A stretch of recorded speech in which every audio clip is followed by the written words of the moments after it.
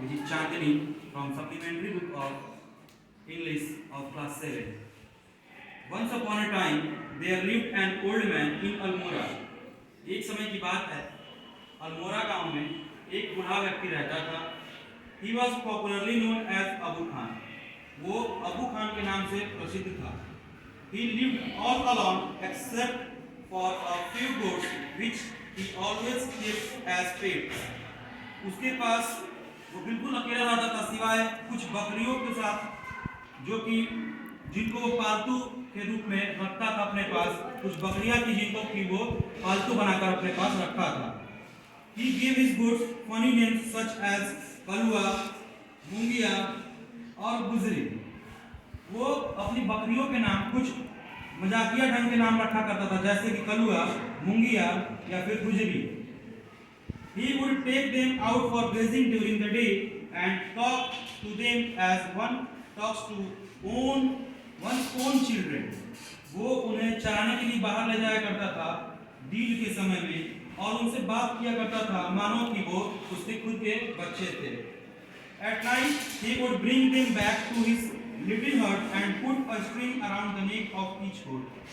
और फिर रात में वो उनको वापस लाता था अपनी छोटी सी झोपड़ी में जहाँ पे कि उनको उनके गर्दन में एक एक छोटी छोटी रस्सी लगा करके उनको बांध देता था वहाँ पे ताकि वो कहीं दूसरे जगह न जाए.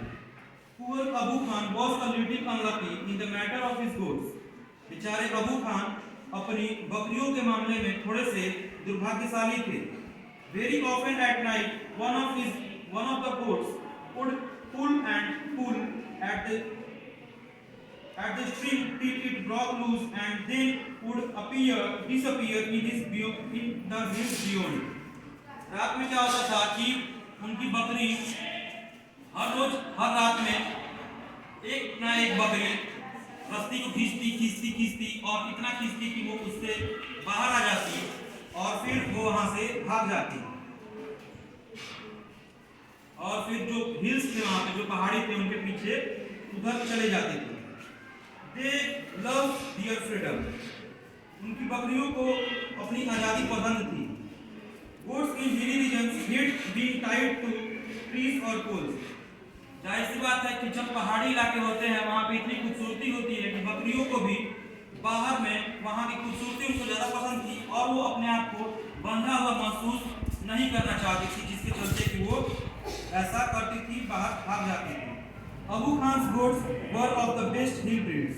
अबू खान की जो बकरियां थी वो पहाड़ी इलाकों की सबसे बेहतरीन नस्ल की बकरियां थी. They too loved their freedom.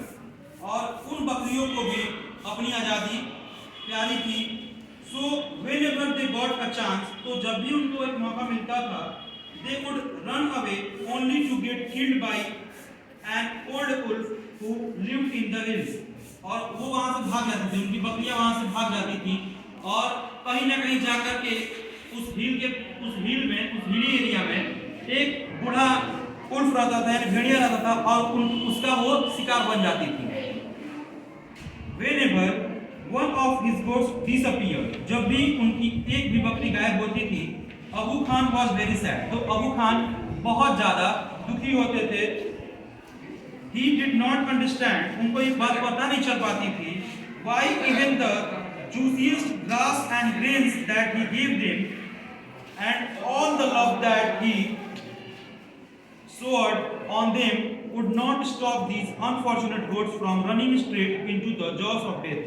उनको ये बात समझ में नहीं आती थी कि इतना टेस्टी, इतना जूसी जो वो घास और अनाज उनको खाने के लिए देते थे, इतना उन बकरियों से प्यार जब जताते थे तो आखिर वो लोग वहां क्यों नहीं रुकती थी उनके साथ, उनके पास क्यों नहीं रुकती थी, क्यों वो मौत के मुंह में खुद ब खुद चली जाती थी.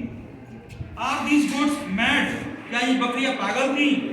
He wondered. ये हमेशा इस बात पे सोचते रहते थे क्या ये बकरियां पागल हैं जो इतना सब कुछ मेरे द्वारा किए जाने के बावजूद भी ये यहाँ से भाग जाती हैं. और was it their love for freedom? और या फिर ये हो सकता था कि उन्हें अपनी